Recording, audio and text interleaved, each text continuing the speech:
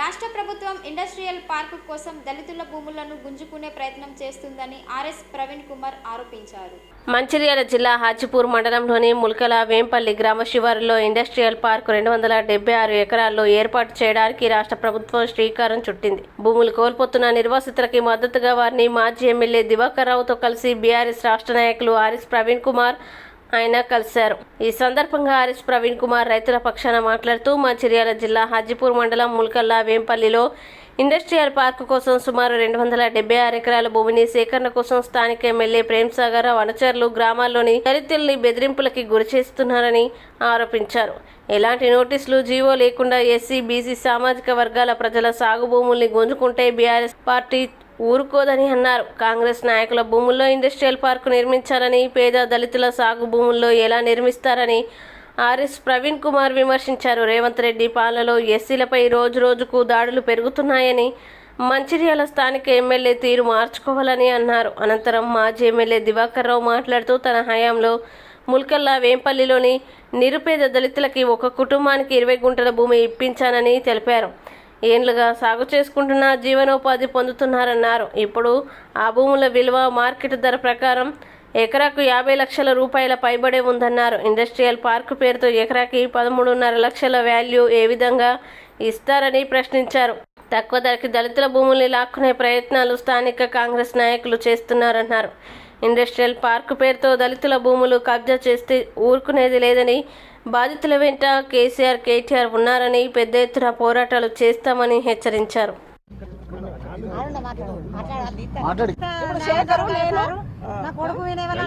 రావుల లలిత director Arjun పాపం మా గురించి ఆయన అయితే మా పాస్బుక్ తీసుకొని పడి పెట్టకుంటే ఏం చేస్తారు? మీరు సంతకాలు వేసినా అంటే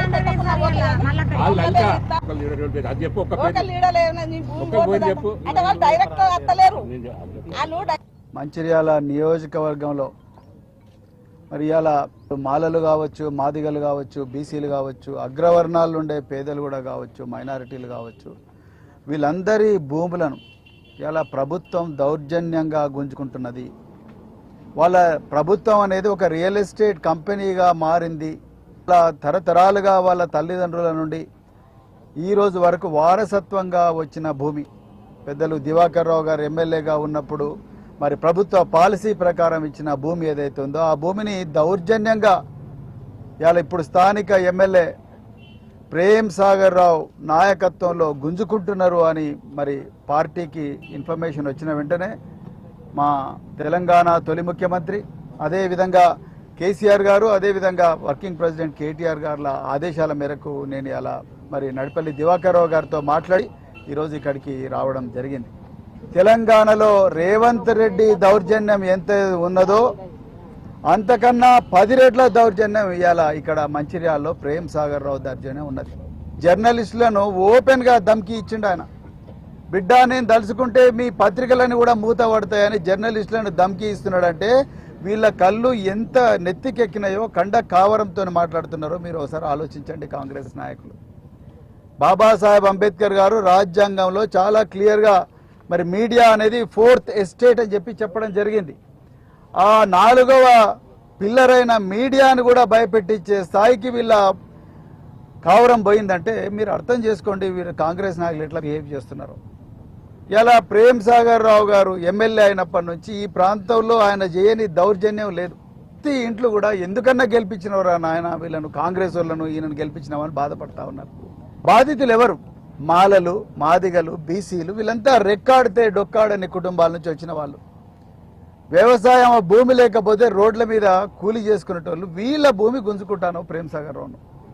అది అసలు రేపు ఇండస్ట్రియల్ పార్క్ ఉంటుందా ఉండదా, అందులో ఏం ఇండస్ట్రీస్ వస్తాయి, వచ్చే ఇండస్ట్రియలిస్టులు ఎవరు, ఏ రంగంలో ఇండస్ట్రీ పెడుతున్నారు, దాని టర్నోవర్ ఎంత, వచ్చేటోడు యశ్వంతోడు ఏంది, అవన్నీ ఏం తెలియకుండానే, జీవోలు లేకుండానే, నోటిఫికేషన్లు లేకుండానే మీ కాంగ్రెస్ నాయకులు అయిన సంజీవరావు, ఇంకొక ఆయన పేరు సతీష్ రావు వీళ్ళందరినీ పంపించి ప్రజలందరినీ కూడా భయభ్రాంతులను చేస్తున్న పోలీసులను అడ్డం పెట్టుకొని అక్కడ ఇవాళ 295 ఎకరాలు మంచిర్యాల మున్సిపాలిటీలో భాగమైన మరి ఈ పోచంపాడు కానీ, వేంపల్లి కానీ, ముల్కల కానీ మంచిర్యాల మున్సిపాలిటీలో భాగం కాబోతున్నాయి. ఒక్కొక్క ఎకరం కనీసం ₹1 కోటి ఉంటుంది.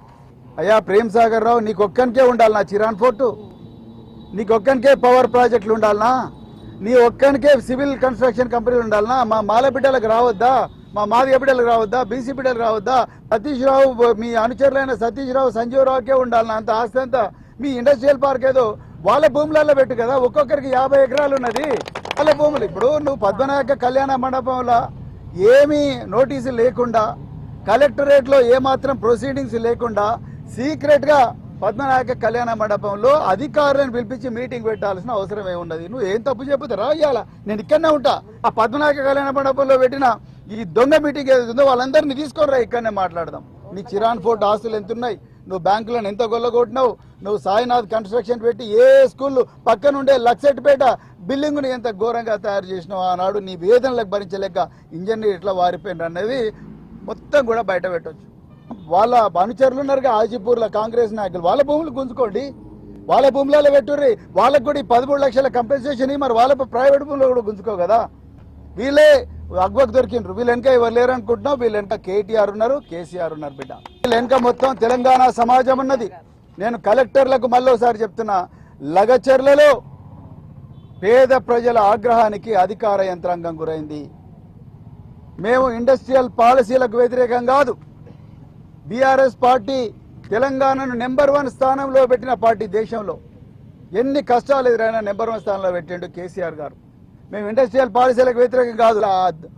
అర్జున్ ఎందుకు అరెస్ట్ చేసిండు మీరు? ఆయన ఏ పాపం చేసిండు? మీలాగా బ్యాంకులు కొల్లగొట్టలే కదా. పేదల పక్షాన నిలబడడానికి ప్రయత్నం చేసిండు. వాళ్ళ సమస్యను అధికార యంత్రాంగం దృష్టికి తీసుకురావడం చేసిండు. ఆయనను రాత్రి ఎందుకు అరెస్ట్ చేసిండ్రు? ఏ బేసిస్ మీద అరెస్ట్ చేసిండ్రు ఆయనను? రాజ్యాంగంలో మాకు లేదా? ఆర్టికల్ 21 ఏం చెప్తున్నది? జీవించే హక్కు ఇస్తున్నది. ఆర్టికల్ 19 ఏం చెప్తున్నది? నువ్వు స్వేచ్ఛగా మాట్లాడొచ్చు అని చెప్తున్నది. ఏ సమస్యనైనా ప్రజల ముందర తీసుకురావాలని చెప్తున్నది. మరి ఒకవైపు మీ రాహుల్ గాంధీ ఏమో రాజ్యాంగం పట్టుకొని తిరుగుతా ఉన్నాడు, ఇక్కడనేమో ప్రేమ్ సాగర్ రావు గూండా కన్నా ఘోరంగా ప్రవర్తిస్తా ఉన్నాడు.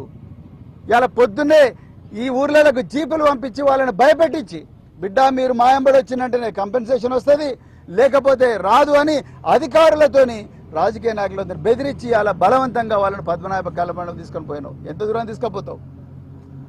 బీఆర్ఎస్ పార్టీ పోరాటాల పునాది మీద నిలబడ్డ పార్టీ బీఆర్ఎస్ పార్టీ. నీకు చిరాన్ ఫోర్ట్ మీద ఎంత హక్కున్నదో వాళ్ళకు కూడా ఆ 20 గజాల భూమి, 20 గుంటల భూమి మీద వాళ్ళకి అంతే హక్కున్నది. నీకు ఇష్టం ఉంటే చిరాన్ ఫోర్ట్ను చిరాన్ ఫోర్ట్ వేలం ఇచ్చి ఆ డబ్బులతోని ఇక్కడ భూములు కొనుక్కో, ప్రైవేట్ భూములు. లేకపోతే నీ అనుచరులు సతీష్ రావు, సంజీవ్ రావు ఉన్నాడు కదా, వాళ్ళ భూములు ఇదే రేటుకు 13 లక్షలతోని కొనుక్కో. ఎవడొద్దన్నాడు? ముందు నీ భూములు కొనుక్కో. నీ కుంటలో ఉన్న నీ ఇంటి సంగతి ఏంటి అసలు? మరి ఊరంతా కూడా వస్తున్న హైడ్రా అంటున్నారు. మరి మంచిర్యాలకు వచ్చి ప్రేమ్ సాగర్ వీళ్ళని చూడండి హైడ్రా. నీకు హైదరాబాద్లో ఉండే అది కూడా హుసేన్ సాగర్లోనే ఉన్నది. అందుకొరకే నేను మళ్ళీ చెప్తున్నా, కాంగ్రెస్ ప్రభుత్వం ఘోరంగా మాఫియా ప్రభుత్వం. ఇలా పేద ప్రజల నోటికాడ కూడు తీసే ప్రభుత్వం. రేవంత్ రెడ్డి లగచర్లలో అదే పని చేసిండు. అక్కడున్న ప్రజలందరూ కూడా, మరి ముఖ్యంగా గిరిజన బిడ్డలు పోరాటం చేసినందుకు ఇలా రేవంత్ రెడ్డి వెనకకి తగ్గిండు. అక్కడ రాజ్యాంగేతర శక్తులనే ములకల్లా వేంపల్లి గ్రామంలో మరి ఇప్పుడున్న ప్రభుత్వం ఇది ప్రజా పరిపాలన కాదు, ఇది రాక్షస పరిపాలన, పోలీసు రాజ్యంగా ఉండే దిశగా ఉంది. ఈ 2 గ్రామాలలో దాదాపు 90% ఎస్సీల భూములు. ఈ భూములు ఎలాంటి నోటిఫికేషన్ లేకుండా మరే ఎమ్మెల్యే ప్రేమ్ సాగర్ రావు ఒక మీటింగ్ పెట్టేసి ఇంతకన్నా మీకు ఎక్కువ రాదు, 13.5 లక్షలకు ఎక్కువ రాదు, ఇస్తే సంతకం పెడితే తప్ప లేదు రాదని భయప్రాంతులు చేసిన సందర్భం ప్రేమ్ సాగర్ రావు. ఇలా మంగళకు దాదాపు 2-3 కిలోమీటర్ల దూరంలో ఈ భూములు ఉన్నాయి. ఇక చాలా విలువగల భూములు. ఒక ఎకరానికి తక్కువ 50 లక్షల నుంచి ₹1 కోటి దాకా పలుకుతున్న సందర్భం. ఇక్కడ నేను 2వ సారి ఎమ్మెల్యేగా గెలిచినప్పుడు ఇక్కడ ములకల్లో దాదాపు 45 మందికి, కొంతమంది 20 గుంటలు, కొంత 25 గుంటలు భూమి అప్పుడు ఇవ్వడం జరిగింది. మా ఆది నాయకత్వానికి ఒక దిక్కు కేసీఆర్ గారికి, కేటీఆర్ గారికి, అదేవిధంగా మరి ప్రవీణ్ కుమార్ గారికి ఈ విషయం కొంతమంది ఫోన్ల ద్వారా చెప్పడం జరిగింది. ఇండస్ట్రియల్ అబ్బాని మరొకటి ఇంత విలువగల భూమి తీసుకొని, అందులో ఎస్సీల భూమి తీసుకొని, ఇది ఎంతవరకు న్యాయం ఇది చెప్పండి? 13.5 లక్షలంటే అసలు దేనికి సరిపోతుంది? ఇంకేదో అన్నారు 1.5 గుంట అని, ఇంకేదో అన్నారు ఉద్యోగం అని. అసలు ఎవరు దీనికి ఎవరు చెప్పాలి? అథెంటిక్గా అథెంటిక్గా మొదలు అక్వైర్ దాని సంతలో మన నోటిఫికేషన్ చేయాలి. కలెక్టర్ ఇన్వాల్వ్మెంట్ కావాలి. మీకు ఉద్యోగం ఇస్తాను కలెక్టర్ ఆర్డర్ పాస్ చేయాలి. మీకు ఇంత భూమి ఇస్తాను ఆర్డర్ పాస్ ఏది లేదు. కేవలం నేనే అంటే ఇక్కడున్న ఎమ్మెల్యే నేనే, అన్ని నేనే. ఇవాళ చూస్తున్నాగా మనం, నేనే కలెక్టరు, నేనే పోలీసు, నేనే అది అన్ని ఆ పద్ధతిలో పోతున్నాడు. సరైన పద్ధతి కాదు. ఇక్కడ దాదాపు 40-50 లక్షల భూమికి నువ్వు 13.5 లక్షలు అంటే 13 లక్షలు ఏంటిది అన్నట్టు ఎట్లా, ఏ పద్ధతి? ఇలా ప్రభుత్వాన్ని కూడా మేము డిమాండ్ చేస్తున్నాం. ఇలా కలెక్టర్ గారి ఇన్వాల్వ్మెంట్ కావాలి. అందులో వీళ్ళతో మాట్లాడండి, సలహా తీసుకోండి, వీళ్ళ అభిప్రాయం తీసుకోండి. లేదు తానంతా తానే నిర్ణయం చేసి ఎక్కడ రండి ఇది అంటే ఏం రాజ్యం ఇది, ఏం ప్రభుత్వం ఇది? ప్రజా పరిపాలన అంటున్నారే. ప్రజా పరిపాలన అంటే ప్రజల ఇష్టాన్ని మేరకు, ప్రజల అభిప్రాయం మేరకు, ప్రజలు కోరుకునే దిశగా ఇవ్వాలి తప్ప నీ అంత నువ్వు చేస్తే ఎట్లా?